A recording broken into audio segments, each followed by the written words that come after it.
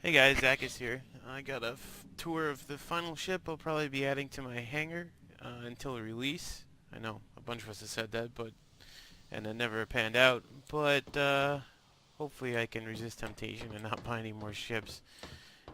Since last time I got rid of the Constellation Taurus that I threw up a video touring, and I picked up a reclaimer, which is because that's kind of something I really want to do, the salvage aspect of everything. So I grabbed that, and then last night was the Star Citizen Con in LA, which had some awesome information in the stream. If you guys haven't checked out the stream yet, definitely go do it. Um, there's a little planet side demo which was fantastic. Um, some updates from the studios, including some Squadron 42 stuff, and the Cutlass commercial came out along with the variants, and I picked up one of the variants called the Cutlass Red, which, as a lot of people are already referring to it, the Wambulance.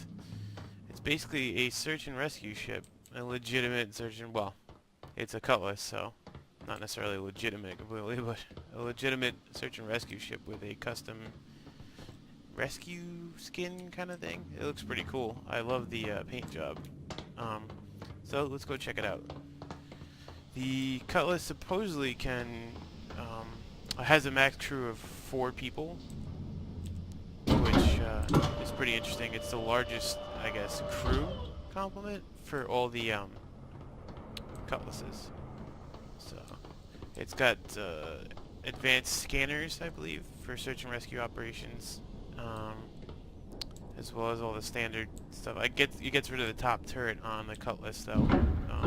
It's got sort of a sensor package thing up there, and then it also has the med bay here, which apparently they have in parentheses on the stat page called auto dock. So I'm going to assume, based on the looks of these advanced med bays here, that it's some sort of automated like medical system, maybe, which sounds pretty cool. I mean, the depth of the mechanics that they're talking about for salvage and now, like, you know, rescue, and with the hospital ship as a stretch goal that we just reached because, you know, CitizenCon just brought in a ton of money.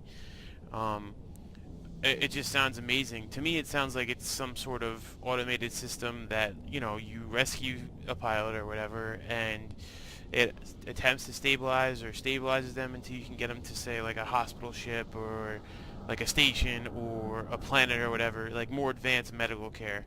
That's what it sounds like to me, almost. I'm sure they probably haven't worked out the specific details, but you can rescue quite a few people in here. I mean, I guess you triage them, so you have your you have your serious people on these 2 beds right here with the automated system assisting you, and then you have a couple of extra bunks for wounded people. I mean, you've got a lot of space. You have what, 8 bunks here on top of the automated med bays, I guess.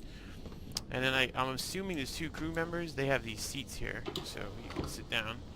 The 2 crew members that they list would be for rescue operations, you know, with docking or EVA, grabbing the people and bringing them back on board is what I would think.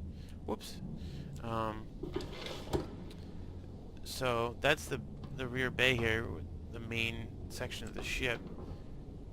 And then we'll head up front real quick. And I have no idea what that does. Apparently that's not the right button. There we go. I'm actually curious to what that does. I really don't know. Maybe it has to do with a docking collar or something. I don't know. That's another big thing. The docking collar is apparently not represented on the ship model, so I'm assuming they took it out. They were having issues with the model or something, and they wanted to get them in engine so people could see them when they bought them.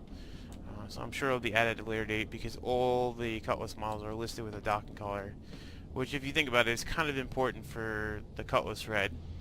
And then there's also the Cutlass Blue, which is a sort of a police bounty hunter type thing. I mean, docking collar is pretty important for that kind of stuff. So, anyway, this is the cockpit. You have, like, the radio operator. I'm not sure, like, if it matters which seat. I'm assuming you can transfer control back and forth, which would be pretty nifty. But you've got a seat for basically a scanning operator, you know, radio officer kind of thing. And then you got, you know, your pilot seat. I have to say I do really like the visibility in the Cutlass. There's a ton of visibility. Apparently you can turn your head that way, which is kind of disturbing, but yeah. I mean, lot of visibility in the cockpit here, which is very, very good for anything, combat, search and rescue. I mean, it's pretty crazy. So it's a pretty small ship, but that's basically the gist of it. So it's I bought it to support, you know, fleet operations after the battle, things like that. You know, being able to rescue our pilots and whatnot. And then of course the final thing is the door up here, which you can get out on the wing and everything. Again, I love the paint job. It's pretty cool. Glad it's got a custom paint job. This is the, let's see if I can get up here. This is supposedly the sensor suite thing, in place of where the turret would be on the Cutlass Black, which is the standard version, or the Cutlass Blue has a turret as well. Looks like this is some sort of sensor package for tracking down, you know, beacons or, you know, distress signals or derelict ships, whatever. Yeah, so that's pretty much the Cutlass Red. Let's see if we can get another. Ooh, see if I can head down the ladder here. Oh, apparently you slide down the ladder. That's nifty. There's actually, the ladder actually retracts back into the wing, which is pretty damn cool. Nifty little place to store it. And give you guys an extra view of the outside. It has minimal armaments, obviously, because it is a mainly search and rescue ship. So, if sensors, you know, searchlights, etc., is the more important stuff on the ship. So, definitely looking forward to flying this, especially with, I mean, obviously the commercial, if you watch the Cutlass commercial, is a commercial. It's propaganda, but this thing is supposed to be pretty damn maneuverable in general, even, you know, commercial aside, showing some crazy space maneuvers. So I'm really looking forward to flying this as well, on top of obviously everything else. I also picked up a reclaimer, and as soon as that is in engine, I will be releasing another video touring that, which is a big ship that is 158 meters long. It's a pretty huge ship. They're still working on the interior as far as I know. I think they have to white box it still, and they're still working on the layout. But definitely looking forward to that as well. Really looking forward to Multi-Crew, which is coming next year. The timeline is also up in the CitizenCon stream. At the end, they listed out a timeline, and it's looking pretty good. 2015 should be a really good year. A lot of things happening. So, and obviously leading eventually to the Persistent Universe in 2016, hopefully, barring any serious delays. So thanks guys, thanks for watching, and I hope you enjoyed it, and I'll see you soon with the Reclaimer.